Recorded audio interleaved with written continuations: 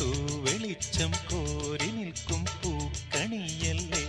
ആകാശം താഴുന്നു, നീഹാരം തൂകുന്നു, കതിരൊളികൾ പടരുന്നു, ഇരുളലകൾ അകലുന്നു. പുലർന്നു പുലർന്നു തെളിഞ്ഞു തെളിഞ്ഞു ചുവന്നു തുടുത്ത മാനം നോക്കി കൂട്ടിൽ നിന്നും മേട്ടിൽ വന്ന പൈങ്കിളിയല്ലേ. തൂവെളിച്ചം കോരി നിൽക്കും പൂക്കണിയല്ലേ.